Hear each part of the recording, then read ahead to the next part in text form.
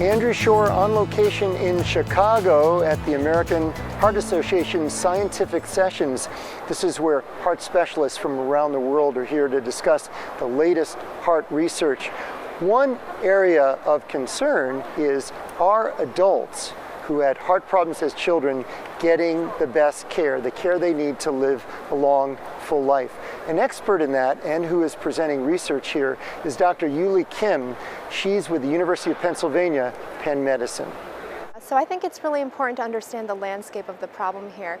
The face of congenital heart disease has changed tremendously over the past few decades. For the very first time in history, we have more adults with congenital heart disease than children.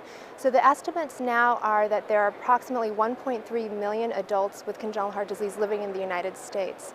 And this is mostly because of advances in medical therapy and surgical therapies, such that babies that are born with congenital heart disease, over 90% of them are expected to reach age 18.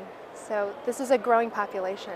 That's great news, but what's the significance for them as adults? What's the concern? Were they cured as children? No, and I think that's a really important point to make here, is that a lot of these babies or children who were repaired in childhood were often told that they were good to go, that they're fixed, see you later, have a nice life, and that they were told to lead normal, healthy lives. And many of them do live normal, healthy lives, but there is a subset of these adults that are missing to care. So they're lost to care. We don't know where they are, and they pop up later in life with complications that we know of, such as heart failure and arrhythmias, and perhaps even sudden death.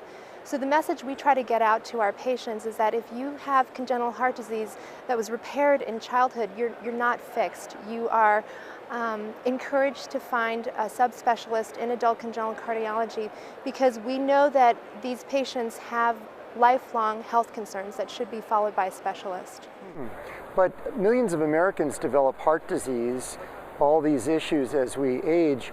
Why would it be different for someone who had heart problems as a child? Yeah, it's a good question. A lot of times the babies or the children who are repaired in infancy or childhood surgically have sequelae of congenital heart disease that are very different than the adult acquired disorders that we think about, such as atherosclerosis, hardening of the arteries, strokes, diabetes.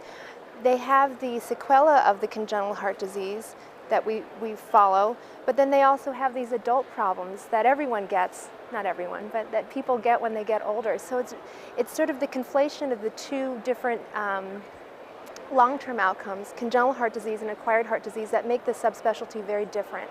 Are you saying that if someone had childhood heart problems, was treated for that, and then later in life, maybe there's another shoe that drops, there are issues from that, or they just develop heart issues, as we all do, and many of us do when we age, that if they go to the typical adult cardiologist, they may not have the familiarity with what that patient needs? That's exactly right. I think that we as a medical community are faced with this growing population, more hospitalizations, more resource utilization, increased primary care visits, but we're not very well equipped to take care of the specialized health needs of this population. And for example, the adult cardiologist out there may not have familiarity with congenital heart disease, because, as I said before, this is a whole new paradigm. We're actually seeing these children now surviving to adulthood with congenital heart disease and being presented to the adult population clinics for the very first time.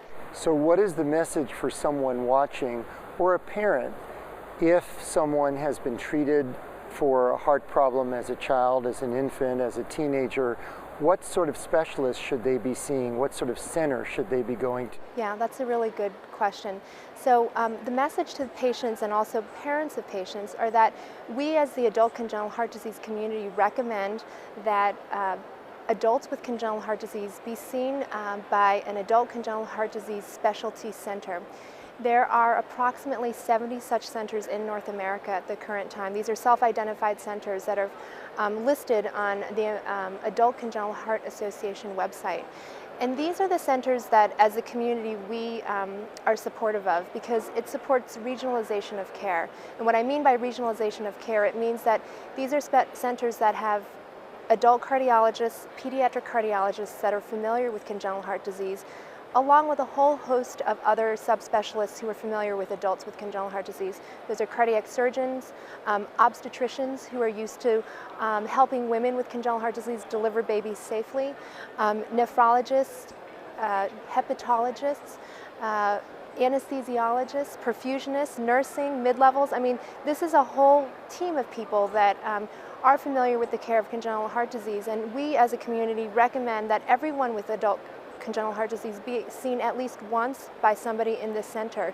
Those with moderate and complex congenital heart disease, we encourage them to be seen much more frequently because the expertise of care may not be so widespread as we'd like. And the bottom line from your research is going to a center such as that, rather than being lost to care, as you described, could make a huge difference in your health. It could. I want to point out the fact that the research that I was looking at, that I'll be presenting during these AHA sessions, are actually focused on the pediatric hospital setting alone.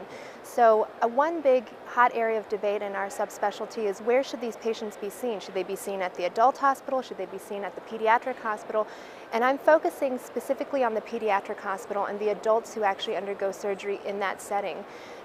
The results of the research suggest that if you're an adult with congenital heart disease undergoing congenital heart surgery in a pediatric hospital, the pediatric hospitals that have high volume adult congenital heart surgery have lower likelihood of death for those patients. So yes, for that specific subset of patients, we do think that our research supports regionalization of care, going to a high volume adult congenital heart center in a pediatric hospital is good for the patient. There are approximately 70 such specialty centers in the United States, and the center that I'm the director for is a joint program between University of Pennsylvania, Penn Medicine, and Children's Hospital of Philadelphia, again underscoring the need for a cooperative, collaborative model of care between a children's hospital and an adult hospital.